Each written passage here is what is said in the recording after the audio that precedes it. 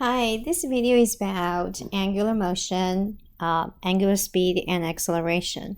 Before we get into this angular motion world, I want you to look thinking about the linear motion, like translational movement. For example, we learned about speed. Speed is distance over time. So for example, it's 2 meters per second. That's the speed. And how about for angular speed? That's going to be different, right? Angular speed, it's, for example, this is a center and my initial position is here, and then I travel, go through this arc and around this center point, and that travels delta theta. That's my angle it traveled. Okay, so instead of the distance in meter in length, this is the angle, how much angle it travels over time. So that's angular speed.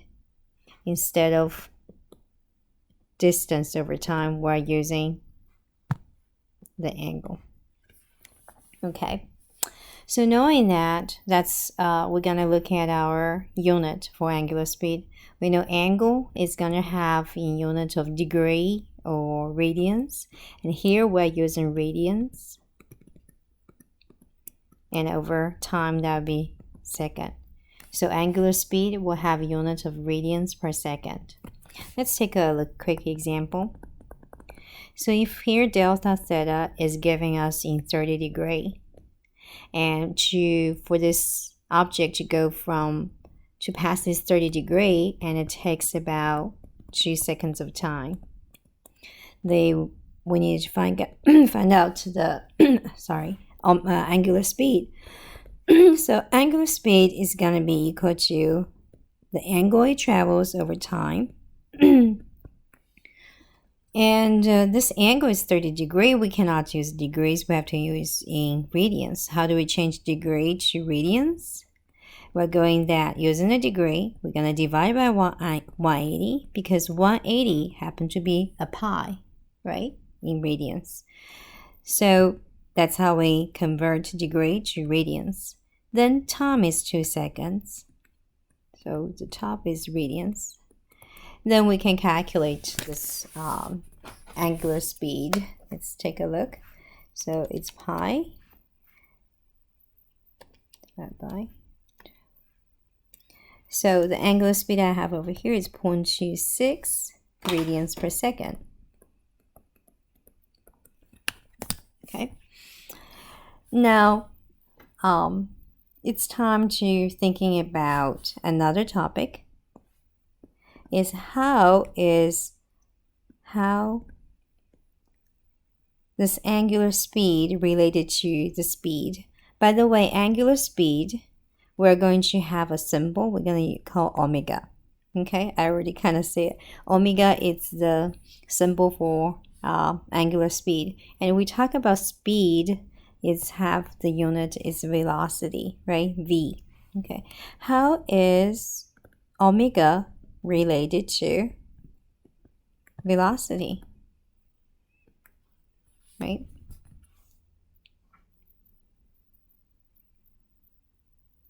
So let's go back to this. Velocity or speed is distance over time. Distance is going to have a unit of length or meter, foot, for example. So for this problem, we go back to this one. From state 1 to state 2, how much you travel in terms of distance? That will be this arc length, right? That's the distance is traveled. And how is that related to this angle, delta theta? This is a quick review. We know arc length is equal to this radius r times delta theta. Okay, so that's another concept. This arc length is equal to radius times this angle.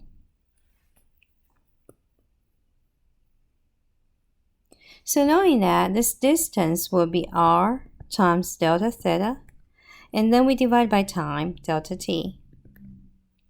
Now let's take a quick look at it. What's our angle over time? That happened to be our omega. So in other words,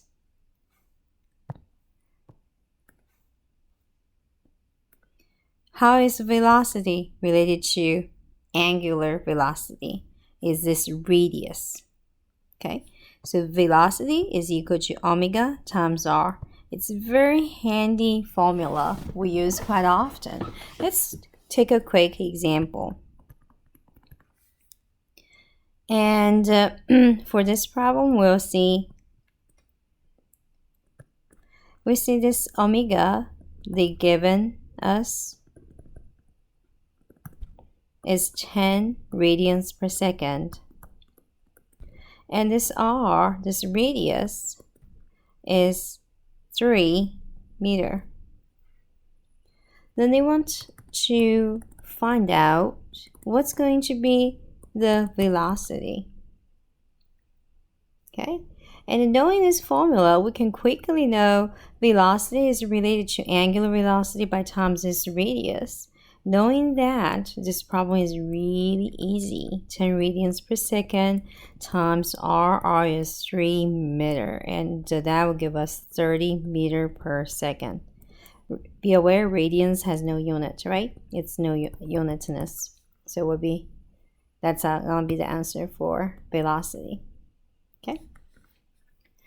All right. So far, we reviewed what's the angular speed. It's changing angle divided by time. And how is that related to our regular speed, linear speed is related by times radius. Then the third concept I want to go over is angular acceleration.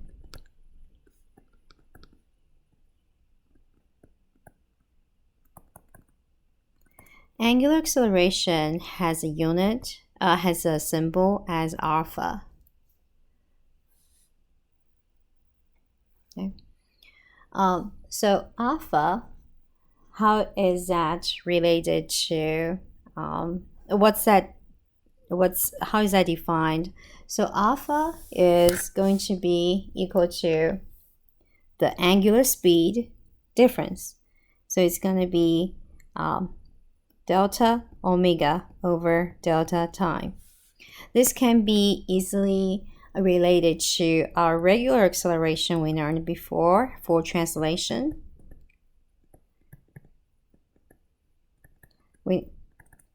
Acceleration is a change in speed over time. So however, for the angular motion, we don't describe the velocity. We describe what? Angular velocity. So it's delta omega over time. So knowing that, so that can be quickly related to. So alpha is equal to, this angular acceleration is equal to changing angular velocity over time. So we continue to write this. That will be equal to omega 2 minus omega 1. Final angular velocity minus initial angular velocity divided by time. Let's take a look at an example. So again, so from here to here, and the given omega 1 is 2 radians per second. Omega 2 is going to increase to 12 radians per second. And for this process, it takes about 5 seconds of time. So can we calculate the angular velocity alpha? Yes. So angular acceleration alpha. So that would be alpha is going to be equal to omega 2 minus omega 1 divided by the time, right? Omega 2 is 12. 1 is 2. then divide by 5 seconds. So let's tag our unit. So then the answer would be 2. But what would be the unit for this? For angular acceleration? That would be radians per second square. Okay, let's do a quick connection to translational acceleration. That unit is meter per second square. And here we'll have replace meter, that's the distance, right? And how do we define distance in angular world?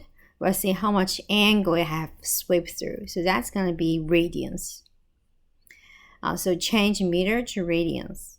Radians per second squared. That's going to be our angular acceleration. Okay. So far we look at angular speed, its own definition, and then look at how is that related to velocity by times the radius, then angular acceleration. So the last thing I want to talking about is some other type of angular speed unit, because we don't normally say omega is how many radians per second, even though this is the base unit. However, we do omega as often we call RPM, how many revolutions per minute, right? So for a situation like that, we needed to know how do we convert these two. So RPM means revolution per minute. Revolution means like one circle. One circle is how much degree in terms of radians. That would be 2 pi, right? 2 pi. So one revolution is 2 pi radians. 1 minute, if you're going to change to seconds, that would be 60 seconds. Then here we go. We got pi over 30 in radians per second. So 1 RPM is going to be pi over 30 radians per second. So let's take a quick example then. If this is given 100 RPM, let's go ahead and use 90. It's 90 RPM, and we want you to find what's going to be radians per second. Okay, so 90 RPM, 90 revolution per minute, and each revolution is 2 pi radians. So we can cancel a revolution, and each minute, we're going to put minutes on the top so we can cancel a minute, is 60 seconds. So then in that situation, that'll be 30, and 30 and 90 cancel out would be 3. So the answer would be 3 pi radians per second for this problem, for 90 RPM, okay? That would be it. So that's wrap up our angular motion for angular speed acceleration. All right, I'll see you next time. Bye now.